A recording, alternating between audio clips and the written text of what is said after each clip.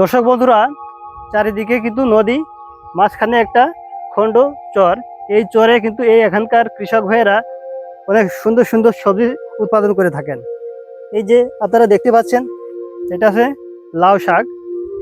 এই লাউ শাক কিন্তু এই এলাকায় কিন্তু ব্যাপক জনপ্রিয়, যেহেতু কাছতে কাছেই কিন্তু ঢাকা। এই জায়গা থেকে লাউ শাক প্রতিনিয়ত কিন্তু ঢাকায় সাপ্লাই হয়, আর এখানকার কৃষকরা দারুণভাবে মুনাফা অর্জন করেন। তো আমি আজ এমন এক কৃষক চাচার সাথে কথা বলবো, কিভাবে তিনি লাউ শাক এবং অন্যান্য সবজি চাষ করে এই এলাকায় ব্যাপকভাবে সম্মানিত সমাদৃত। আসসালামু আলাইকুম চাচা। ওয়ালাইকুম আসসালাম। ভালো আছেন আপনি? আলহামদুলিল্লাহ, আল্লাহ রাখছে ভালো। তো এখানে কত শতাংশ জমিতে লাউ শাক চাষ করছেন? এটা মোটামুটি 60 ডিসিমেল জায়গা। 60 ডেসিমেল? জি। তো 60 ডেসিমেলে কি কয় বিঘা হয়? 60 ডিসিমেল আমাদের তো 26 বাকি। 26 পাখি, হ্যাঁ? হ্যাঁ, 2 বিঘা বেশি হবে। অর্থাৎ 2 বিঘা একটু বেশি হয়। একটু বেশি। তো এই লাউ শাক চাষ করার পাশাপাশি আর কি চাষ করতেছেন? এই শাকের মধ্যে আবার এই যে লাল শাক দিছিলাম। লাল শাক, হ্যাঁ? জি। কয় পিসে এক আটি বানাইছেন দেখি? ডুগাটা তো চিকন, যার কারণে 6টা 7টা করে দিতে হয়। এখানে 6টা আছে, তাই তো? জি। যদি ডগা মোটা হতো তাহলে 4টা দিতাম। 4টা 5টা হয় না? 5টা দিতাম। তাহলে এই যে লাউ শাকের আটিটা, এটা পাইকারি কত করে বিক্রি করেন? পাইকারি এখন 26 টাকা দাম দিবেন, 26 26 টাকা 27 টাকা করে 27 দাম দিবেন। যারা আছে খুচরা বিক্রি করে আপনাদের কাছে পাইকারি কিনে নিয়ে যেয়ে, তারা তো আরো অনেক বেশি দামে বিক্রি হয়, তারা বিক্রি করবেন বেশি দাম। তারা 40-50 টাকা দামে বিক্রি করে না? তারা তো খুচরা বেচবো, মানে খরচ আছে না এই জায়গায়, এখন শাকটা নিতে খরচ হবে তো। অবশ্যই অবশ্যই খরচ ধরে তারা বিক্রি বেশি করে। অবশ্যই। আজকে শাক কেটে কোথায় নিয়ে যাবেন? আমাকে ব্যাপারীতে নিয়ে যাবো গা। ও, এখান থেকে ব্যাপারীতে এসে নিয়ে যায়? নদী পার হয়ে ওই যে ওই সড়কে নিয়ে দিব। নদী পার হয়ে কোথায় দিবেন? সড়কে নিয়ে দিব, নিয়ে যাবো গা ব্যাপারীতে। এমনি এখানে কি আশেপাশে কোনো মোকাম নাই, পাইকারি মোকাম? আছে আছে, তাই না? ডাউটিয়া গ্রাম আছে, তারপরে বাইপাল আছে, রামতলা আছে। ও, সেই জায়গায় আপনারা সরাসরি নেন না? সরাসরি না, আমার ক্ষেত ব্যাপারে আসে, ব্যাপারে নিয়ে যায়। ব্যাপারে এসে নিয়ে যায়? জি। আসি কাটতেছেন, এটা কি ব্যাপারে কি জানাইছেন নাকি? হ্যাঁ, এটা অর্ডার হয়ে গেছে গা, মোবাইলের মাধ্যমে। মোবাইলের মাধ্যমে? তারা কয়টি করে নিবো এই হিসাব হয়ে গেছে। 50টি, 100টি, এইভাবে 40টি, এইভাবে 30টি, এইভাবে ওই ব্যাংকের আলাদা নেয় আর কি। তারা নিয়ে সরকাররা তারা খুচরা বেছে। এই লাউ শাক আসলে কেমন লাভজনক চাষ? লাউ শাক আসলে তো এটা যদি একবার বপন করা হয়, হ্যাঁ হ্যাঁ, তাহলে এটা 4-5 বার কাটা যায়। 4-5 বার? 4-5 বার কাটা যায়। এই যে এটা লাভজনক ফসল।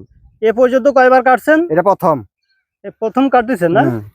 তার মানে এখনো আরো 3-4 বার কাটবেন? হ্যাঁ, আর 3-4 বার কাটবো। বিলে 10 মাটিতে লাউ শাক ভালো হয়, লাউ শাক বেশি হয়। হ্যাঁ।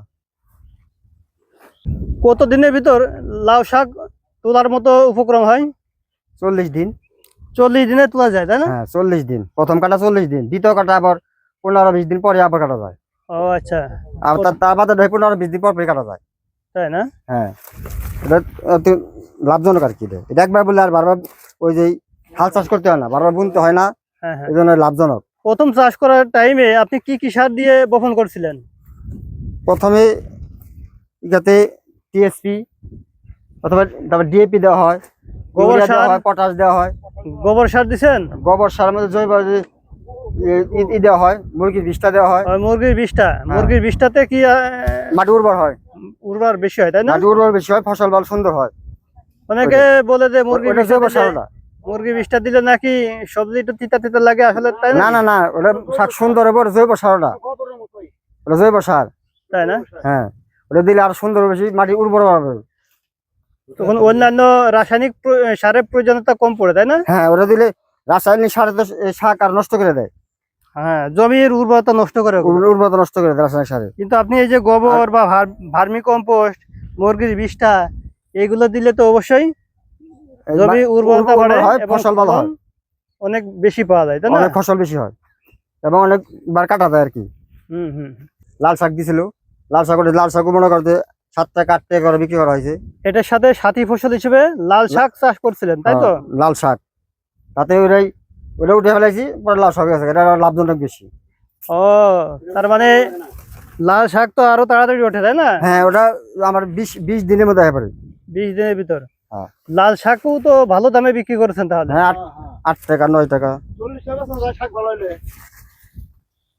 তাহলে এই যে সাথী ফসল হিসেবে একটার সাথে আরেকটা চাষ করেন, তাহলে এতে তো জমির উর্বরতা শক্তি কমে না? না না না, তা কমে না। কারণ আপনারা যে পরিমাণে গোবর সার বা ওই মুরগির বিষটা প্রয়োগ করেন, তাতে জমির উর্বরতা বাড়ে ছাড়া কমে না। না কমে না, বাড়ে, উর্বরতা বাড়ে। এই যে 60% জমিতে চাষ করা হচ্ছে লাল শাক এবং এই লাউ শাক, তাই না? হ্যাঁ। তো 3 মাসের ভিতর কি পরিমাণে প্রফিট করা যায়, লাভ করা যায়? 3 মাসের ভিতরে 1-1.5 লাখ হবে। 1-1.5 লাখ টাকা 1-1.5 লাভ লাখ করা টাকা যায়। হবে। অনেকে বিশ্বাস করতে চায় না আসলে, যে চিন্তা তারা বলে যে এত টাকা কি লাভ হয় নাকি? না আসলে যদি সঠিকভাবে চাষ করা যায় এবং সঠিকভাবে যত্ন নেওয়া যায়, তাহলে যে কোনো ফসলেই কিন্তু টাকা আসে, তাই না? জি, প্রতিটা ফসল টাকা আছে। এই যে লাউ শাক, লাউ শাক পছন্দ করে না এমন মানুষের সংখ্যা খুব কম আছে, তাই না? প্রচুর পরিমাণে পুষ্টিকর একটি শাক আছে এই লাউ শাক। আর এই গরমের সময় লাউ শাক তো আসলে শরীর ঠান্ডা রাখার জন্য চমৎকার একটি সবজি।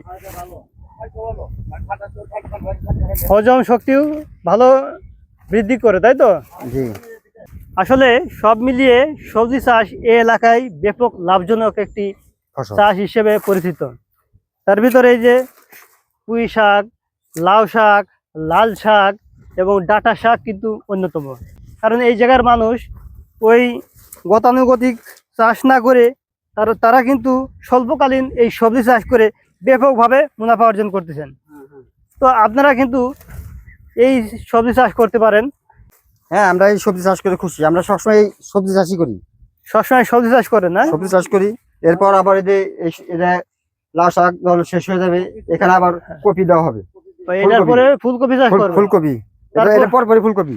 ও, তার মানে একটার সাথে একটা শেষ হইতেই ফুলকপি আর একটা চাষ করা শুরু করে দেবেন, তাই না? এটা শেষ হয়ে গেলে এটা 3-4 কাটা দিলেই হুম হুম। তারপর আবার ফুলকপি লাগানো হবে সম্পূর্ণ। 8 বিঘা প্রায় ফুলকপি, ওই যে ওটা, ওই যে লাউ শাক, ওই যে আমরা কাটলাম, তা 8 বিঘা মতো হলে কপি লাগানো হবে। ও আচ্ছা আচ্ছা।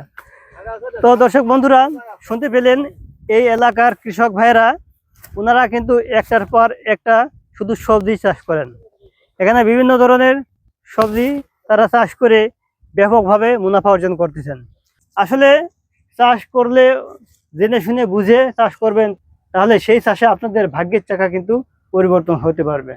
তো আজ এই পর্যন্তই, দেখা হবে অন্য কোনো পর্বে। সে পর্যন্ত আপনারা ভালো থাকবেন, সুস্থ থাকবেন। ধন্যবাদ।